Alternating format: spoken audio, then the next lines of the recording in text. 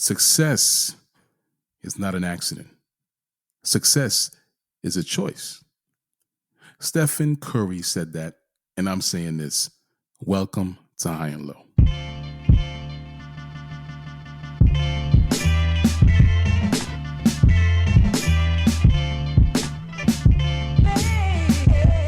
Good day and good night. Welcome to the High and Low Basketball Podcast. This is episode number 100 and Kenny, a.k.a.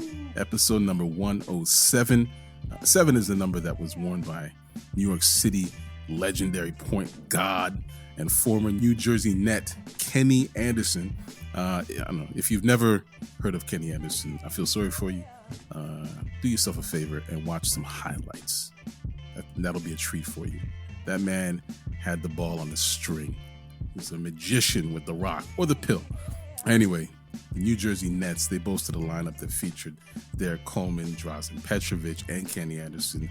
And it's amazing to think of what they could have accomplished together if they had more time as a trio. So this is one of those what ifs. Kenny Anderson, the stats don't tell the whole story. One of those players that passed the eye test with flying colors, but I don't know, his career just didn't really go where it should have gone. Anyway, enough about that. My name is Ike Amaechi, and today's starting lineup is Ugo and Sean. Yes, Sean is back after taking a bit of a break. The weather's nice. You got to get out there and enjoy life. There's more to basketball than podcasting. Cue the applause. Well, I should say there's more to life than basketball and podcasting, but hey, you know what? I'm sure this is bittersweet for Ugo. Ugo, you have your running mate, but that also means you have to share the floor. Well, listen, he has to understand the pecking order, right? Like, I'm the alpha, he's the beta. Ooh. I said alpha again. Alpha and beta. Wow. Okay. Well, let's move on. On that note, around here, we live by the strict code governed by all high and low lives everywhere, which means we talk about basketball, especially and specifically the NBA. And we talk about it at any time, anywhere, north, south, east, west, high and low. This week on High and Low, we're looking at the NBA Finals. We're sharing opinions and locking in our predictions before it's too late. We'll also take a look at a comment made by a WNBA player. They like to call themselves the W players. And it was referencing certain alleged behaviors amongst NBA players, and we'll discuss how this affects the perception of the black man in North America. Does this type of commentary, this reckless speculation, this rumor mongering, does it hurt the image of families in underrepresented communities? We'll get into it. It's deep. It's a bit deep. It's deep for the NBA playoffs, but hey, there's never a bad time to have these types of conversations. Anyway, stay tuned for all that. Before we lock in, let's check in for episode number Kenny. It's not all about Ugo. As mentioned earlier, Ugo's streak of unchallenged high and low dominance has been broken by the surprising appearance of one Sean Khan. Stevens in St. Vincent tending to personal matters. In fact, Steven ran into Andre Drummond. He's still posting photos of Andre Drummond. I don't know. It's like I think he's stalking him. Part of. He must be. I don't know. He's part of his entourage now, I guess. You can see all that on High and Low's Instagram profile, or you know what? You could just check out Steven's Instagram stories. He's posting them up there. Mitch is somewhere in parts unknown, lost in the fog. Hey, and the friend of the podcast, High and Low part-timer Sean Khan is on his comeback. I'll take that this week. You know what? Go ahead, bring it. Kind of like your athletic hero Gerald Green temporarily dropping his day job for a sniff at the big show. He's like, hey, I don't want to be an assistant coach anymore. Let me try to play in the NBA again. Anyway, Ugo, how do you feel having Sean back in the podcast, sharing your spotlight? I guess it's okay. What's the real feelings right here? What's the truth? It's okay, I guess. Something bad could happen to him next week. No, I'm just kidding. Oh my goodness! All right, that's taking it too far. No, I'm just kidding, and this guy goes there. We all missed him, man. Sean, welcome back, man. Appreciate your time this week. Ugo, I appreciate your time this week. Thank you for joining me, listeners. Thank you for joining us for yet another installment of the program. Another week, another episode, more NBA, some more high and low. This week in NBA history, it was Lob City in LA. but long before CP3 and Blake arrived. On June 4th, 2000, the Lakers of Los Angeles, yes, of Los Angeles, led by their superstar center Shaquille O'Neal and their wonderkind guard Kobe Bryant, they were up against the talented Portland Trailblazers squad. Oh man, this team, man. This hurts. Woo! Rasheed Wallace, Scottie Pippen, Jermaine O'Neal, Arvydas Sabonis Sr., Bonzi Wells, Damon Stoudemire. I mean, the list goes on. It's solid. Like Portland was stacked with talent. Did you say Steve Smith? I did. Actually, no. No, you didn't. Steve Smith. Yeah, Steve Smith was on this squad. Semi-washed Steve Smith, but still, still effective. Yeah. Good team, man. But this was year one of the Lakers three-peat. And many often think of their 2001 playoff run where they lost only once. Portland took them to 7 games in this Western Conference final. In fact, Shaq and Kobe were down 15 with 10 minutes remaining in the fourth. 15 with 10 minutes remaining in the series. And they staged a huge comeback, outscoring the Blazers 29-11 down the stretch, and then clinched the win and the series with this epic lob from Kobe to Shaq with 40 seconds left. It sent the Lakers to the finals for the first time since Magic faced off against a young and hungry Jordan in 91. And just remember the Jordan layup where he switches hands in midair. Crazy. Amazing. Anyway, the lob clinched the series for the Lakers, and it began another dominant era for the franchise. You're welcome, Steven. You can cash at me later. Anyway, that's a little something for the NBA history nerds. Things are certainly happening in the NBA today, so let's talk about it. Let's talk about something important. I have a listener question. This one is from Tyler in New Haven, Connecticut. New Haven, Connecticut. So Tyler asks, what's your prediction for the NBA Finals? Warriors or Celtics? Very simple. Okay, I'll go then. You go. I was trying to let the Iron Man streak go first. But okay, I'll be quick, but a couple things come to mind. First, the Celtics are 7-3 in their last 10 versus Golden State, maybe even 8-11. So dare I say they match up well against them.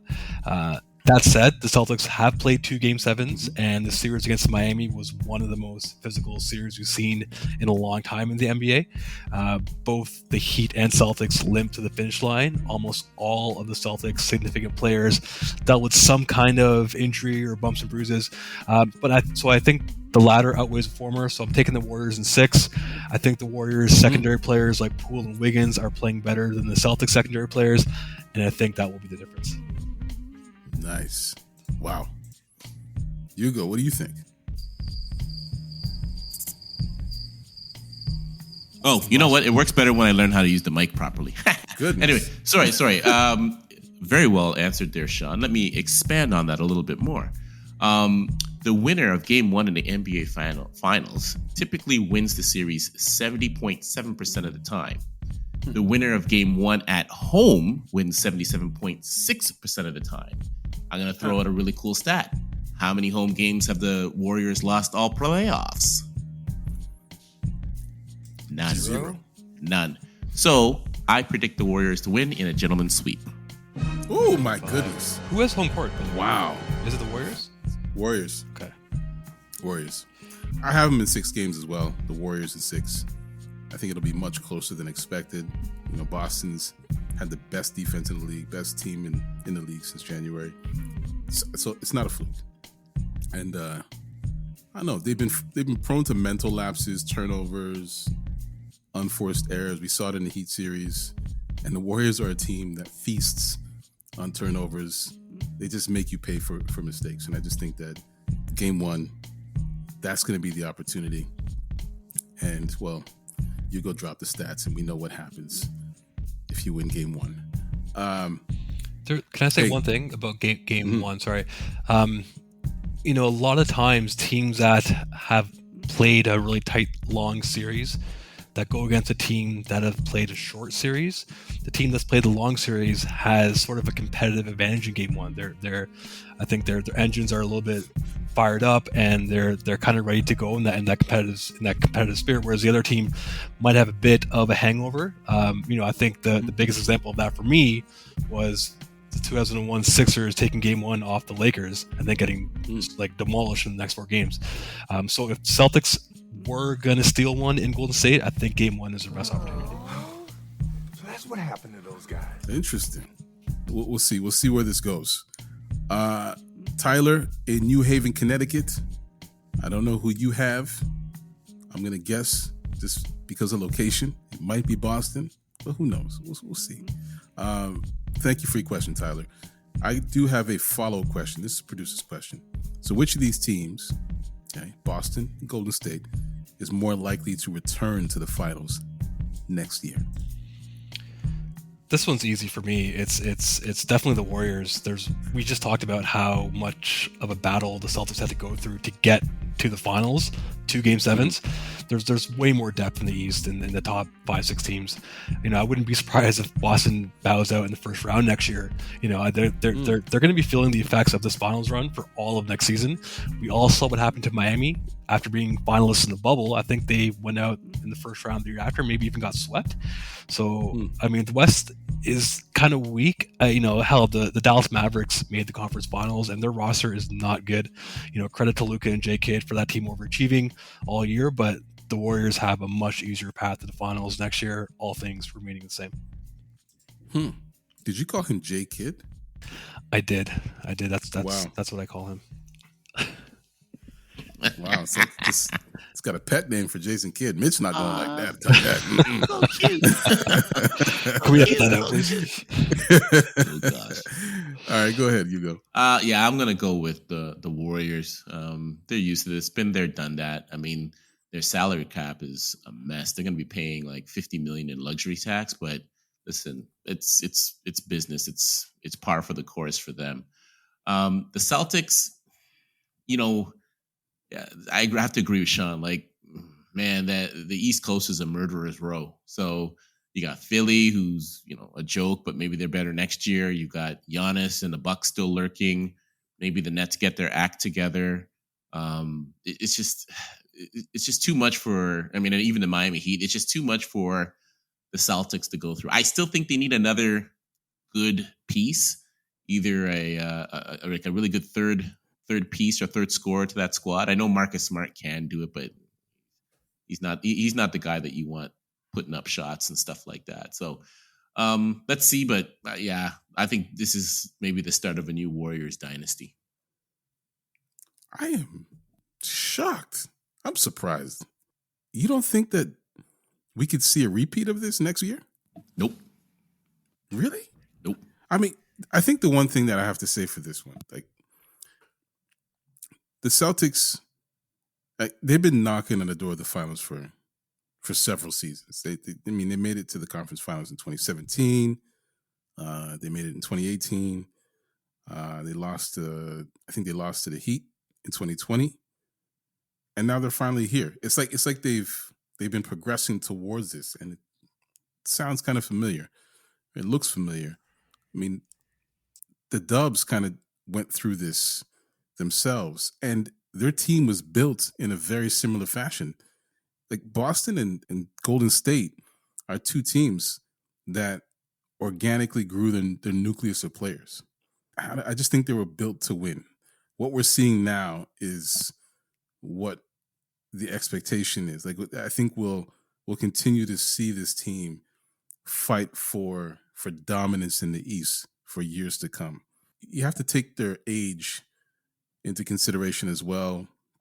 I mean, they're playing with a banged up Time Lord, if you want to call him that, Robert Williams. They'll be back to full strength next year. There's nothing holding them back from just coming back and doing it again and playing and just a Warriors Celtics final again in 2023. I struggle with that because number one, they were a Jimmy 3 from possibly being out, and if Middleton's in that series, are they really winning that against the Bucks?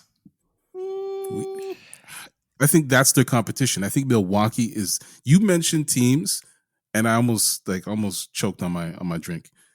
You mentioned Brooklyn, you mentioned Philly. I don't think those teams compete with Boston or Milwaukee next year. I think Milwaukee coasted this year, and it was sort of an illusion. But I think what Boston showed us since January, that's a team that we're going to get next year, and I think we'll get that the year after that. They're just in a different tier with Milwaukee in the East. We'll see what happens with Miami in the offseason. I think Miami trades Bam Adebayo and Tyler Hero for Joel Embiid. Stop it. And that could change some things. Of course. I said earlier that like Boston is going to feel the effects next year. I think from a roster construction perspective, yeah, like they're probably the most well-rounded team in the East. But it's going to be a grind next year too. And if Middleton comes back, Milwaukee is going to be that much stronger. I foresee Boston not being great next year, but then making the finals in 2024, just like Miami kind of did this year. Take it off year. Yeah. We'll see. Wow. All right. Well, we will see. We will see. Time keeps going, so eventually we will get there, and we'll see exactly how these predictions pan out. Just a reminder to listeners, if you want to leave a question for us, DM us on Instagram at Get High and Low, or you can DM us on TikTok. I wouldn't really recommend that. TikTok, I don't think we check our DMs on TikTok, but it's at More High and Low. You can leave a written question, or you can leave an audio note. It's your choice. So, hey, it's time to put this segment in the middle of a flock of geese and take an egg. Coming up next, we're going to take a closer look at how NBA players are portrayed and perceived, and how that can reflect and impact the lives of others. Sounds deep, man. I like that. Anyway, this is High and Low. We'll be right back. That geese and egg thing might be the most dangerous one that you've ever seen. This moment is brought to you by High and Low listeners. This week, we had listeners share their top 5 NBA Finals MVP performances since 2000. We heard from Miko in Mississauga, Ontario, Canada. Shout out to the High and Low Lives in the 905. Miko's picks are as follows. At number 5 is Tim Duncan for the Spurs in the 03 Finals.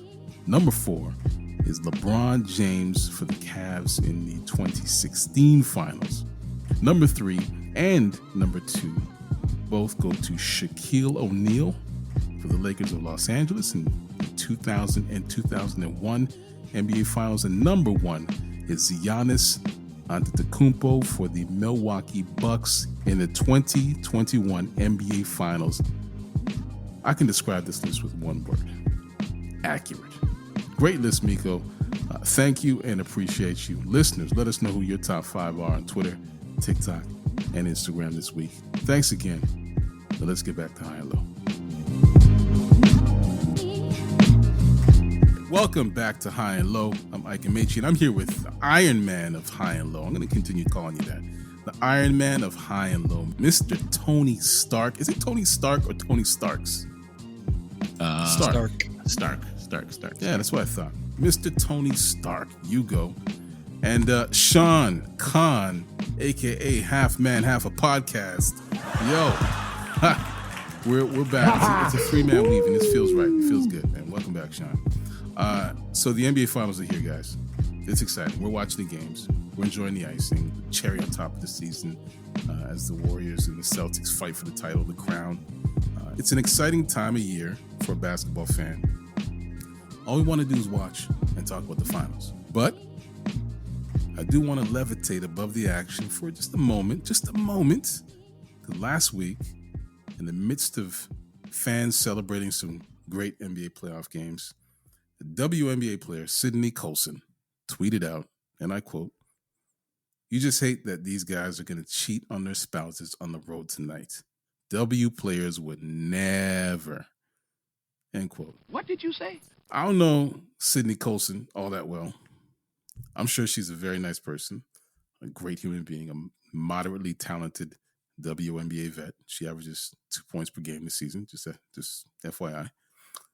I don't know what her motives were, why she tweeted these words. NBA Twitter went off on her. It wasn't received well, just to say the least. But I'm not interested in that. In fact, I'm not even interested in the validity of the statement. These statements have been made before about professional athletes, especially those in the NBA and NFL, to predominantly black sports leagues. At the height of this talk, it was almost widely accepted, which I don't really agree with. The thing that I've enjoyed watching over the years is the growth in maturity of NBA players. We went from a time where the headline was focused on issues of child support and Sean Kemp having multiple kids with multiple women in multiple cities, and players and dancers and all so on and so forth. Now we see more players with their families at the games, flanked by their kids at the post-game scrum. We're seeing NBA players as fathers, something that has been perceived to be an anomaly in the Black community and other underrepresented communities. NBA players are iconic. They're an avatar in many ways, representative of men of color everywhere. So this is why I found Sydney Colson's comment interesting. I don't know, how do these comments like this affect the perception of Black men, especially when the NBA is a predominantly Black league? What are your thoughts? Okay, so the W in her statement means WNBA players? Yeah. Okay. W players. Because when I first read that, I read it as white players. White players would never. Wow. So, Love it. I was super fired up when I first read this. Now that it's WNBA players would never, I mean, yeah, like I don't really care about the validity of it. I think we've all lived our lives and we've all seen the differences between men and women. I think rich men with power are always going to cheat more often than poor men with no power because they can. Whoa. What the did you just say to me? I think, I'm sure a lot of NBA players and celebrities of all kinds use their power and fame to get with women. But like, how dumb do you have to be to make this statement? Like really, I find it hard to believe that NBA players are cheating at a higher rate than other celebrities. I didn't expect that. I think, like you said, like they've been notorious for this for as long as I can remember. But there are some examples, especially recently. I think things are changing that are really contrary to this.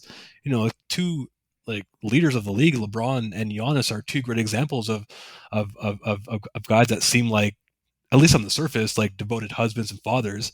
LeBron has specifically been in the public eye for decades. I can say decades, because it's been 2 decades, without any sort of infidelity scandal. I honestly, I think that's quite impressive given his fame, and his lifestyle. Personally, I choose to focus on those types of men and those types of people in general that are good examples rather than the ones that aren't, and who is she really talking about here? Like who is she really at the end of the day? I don't really know who she was before I read this. Who is she? What is she? I don't know whether to open fire or fall in love. I'm sure she's a very nice person. I'm sure she is. Yeah. A very nice person. Let's not forget that these are super young millionaires that have beautiful women throwing themselves at them. If we were all in their position, allegedly, if we were in their position at their age with their types of privileges, I guess, we probably would be in the same boat. But I don't know about you speaking French right now. I don't know about that we stuff. Listen, yeah, I'm not speaking for everyone here, but I can speak for myself that I would have done things as well. Thank God there wasn't social media when I was 20, or 25. This guy just telling on himself. So listen, I'll end with this. Like what she said was ignorant. It was unnecessary. I thought it was initially racist, but I guess I'll take that back now. But at the end of the day, she comes off looking a lot worse in this situation than anyone that she's referring to, in my opinion. Yeah. Okay, next, what's his name? With this back to me. You go ahead, man. So I know we've heard this phrase a few times over the last couple of weeks, but straight up, she broke the code, right? She broke the code. Like, why are you throwing stones at other players and at another league? First of all, I don't know how she's throwing stones in that glass house of the league that she's in. That's one of the most toxic leagues out there. I mean, we've heard about the nonsense that happens in college with the hazing and whatnot, but the amount of bullying, trash talk. I mean, you got Liz Cambridge going around calling Nigerians monkeys when she's half Nigerian. Like, an NBA player would never do that. You know what I mean? Like, it's just it's like, it's one thing to poke holes. Like, I mean, there's always a little bit of truth in every piece of nonsense, right? But to kind of prop yourself up like, oh, we're a better product than the NBA, or come watch us because we're also virtuous and whatnot. Like, come on, no way. Like, really? And if anything, the NBA players are always showing love and respect to the W, even though a lot of cases they don't even have to. You know what I mean? So I don't know what her game was, but she broke the code. And to me, it was just extremely ignorant.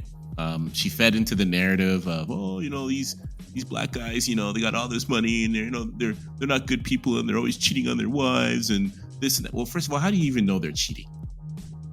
How do you know they're cheating? She doesn't know. Nobody confided in her. Exactly. They didn't run a poll and then share the metrics with her. Exactly. She doesn't know that. Yeah. She doesn't know that. And it's speculation. And Reckless speculation. Oh man, this is absolutely crazy. I mean, this is borderline reckless. The last thing I'll say about this is a very selfish statement. Simply for the fact that it didn't help her. It didn't help her team. It didn't help her league in any way, shape, or form. No. So again, why make that statement? Why throw it out there? Right?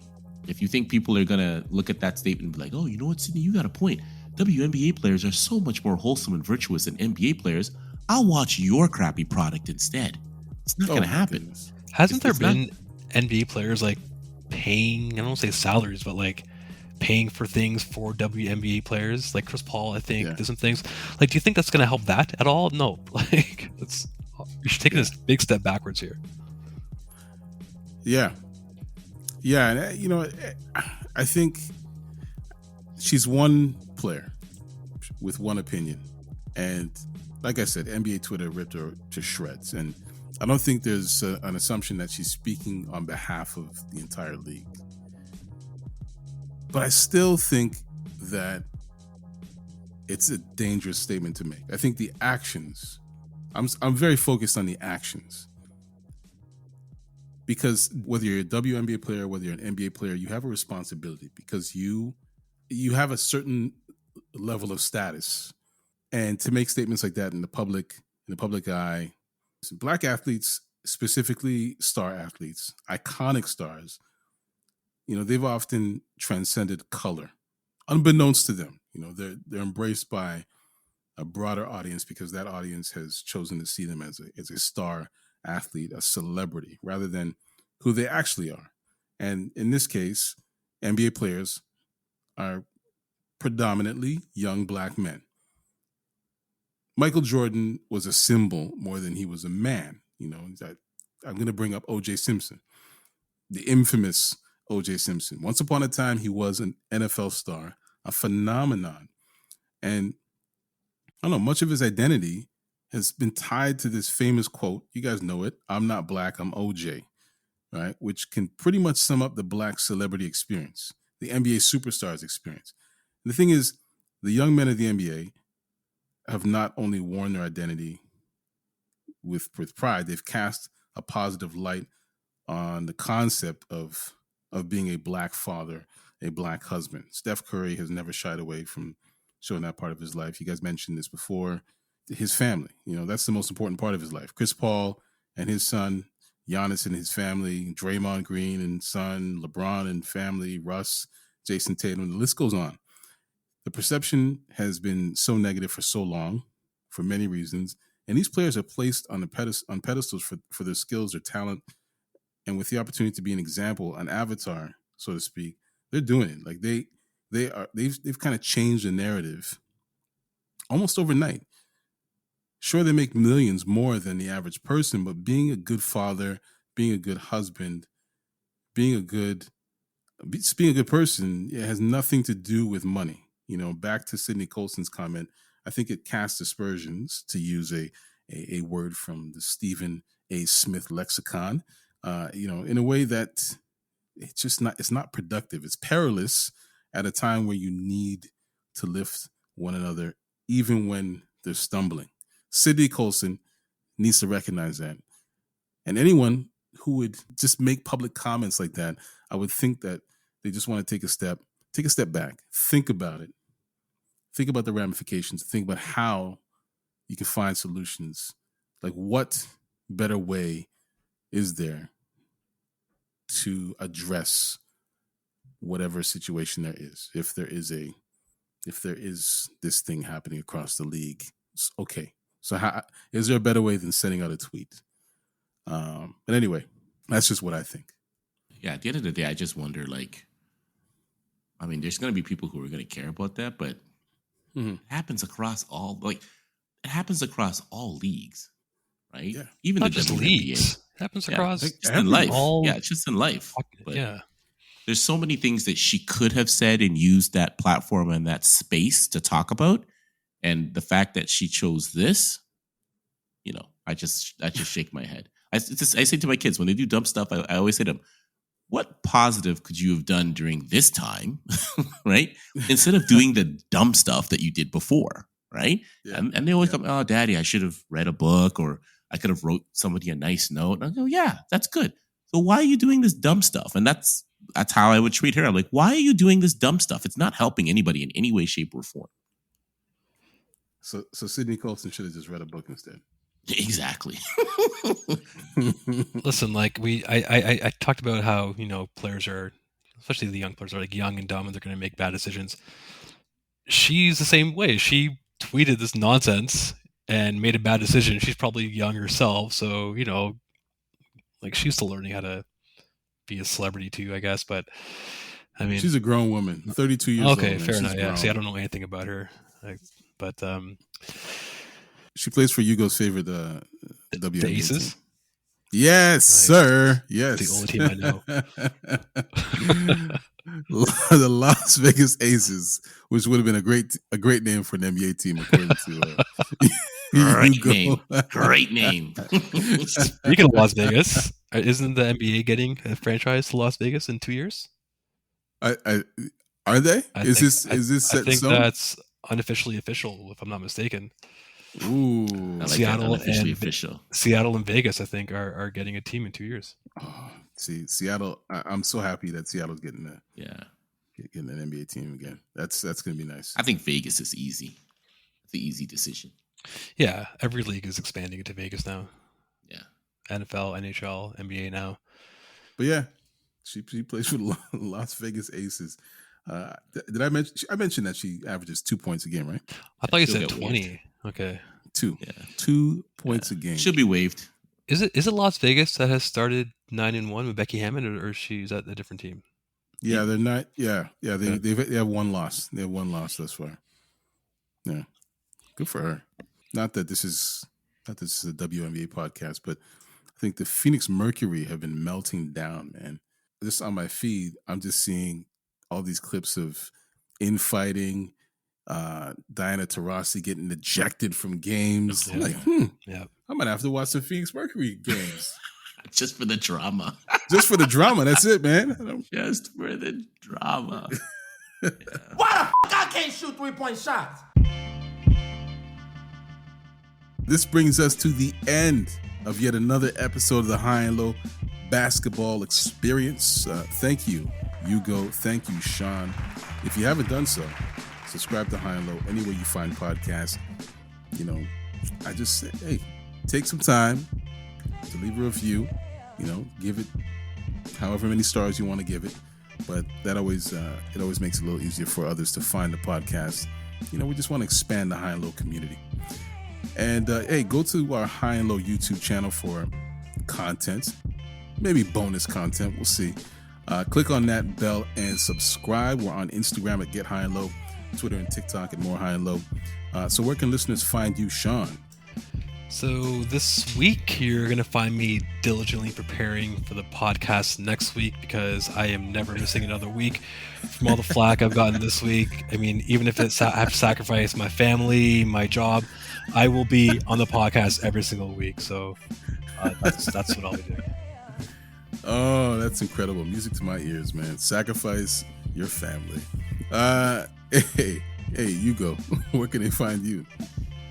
Well, I'm going to go to the production staff and suggest that I get my own show called The High and Ugo Show. But after that, I'll still be locked in the vault watching these finals, hoping that the Celtics lose so I can poke and prod my Boston Celtic fan friends. Poke and prod, huh? Poke and prod. Pause. There you Pause. Go. There's no pause. Absolutely. That's pause-ish for sure. Really? That's poke and prod? Stop saying it. You want to poke and prod your Boston Celtics fans, right? Yeah, man. Is that what you just said? If I just said poke, if I said poke, maybe you pause. But poke and prod, that's a little bit more like medical kind of thing, right? Isn't it? I mean, it sounds biblical. That's what it sounds. Sounds like you're on a farm or something. Actually, that's yeah. Yeah. See, that's what. See, yeah. Hey. I won't say the word. I won't say what I'm gonna say. But when a man says yeehaw and you're talking about poking and prodding, then minds go where they will go. Anyway, what's Steven thinking right now? He's thinking what I'm probably thinking right now. Yeah, if Steven was here, he'd say, ew, gross. Hey, listen, man. Once again, music is by Live of the Enjoy Music Group. Actually, hey, listen, hold on one second. Let's just pause for a second. Let's listen to the music. That, you hear that? Good music. It's amazing. I love this beat. This was produced by Live. And Live produces a lot of the music on this podcast. You can find him on TikTok. You can find him on Instagram. And you can find him on Twitter at LYVE. And hey, music is also by Sonny Rockwell of The Goodness. This stuff is alright. Actually, no, I'm playing, man. This stuff is amazing. You can't find him anywhere, though. Sound design is by Vonn+Abrahamm. This is a Vonn+Abrahamm podcast, just in case you didn't know. So on behalf of Sean and Ugo, I'm Ike Amaechi. Thank you for listening to High and Low. We'll see you next week. Did we ever figure out on that 3-man weave, you pass, you run behind the guy, or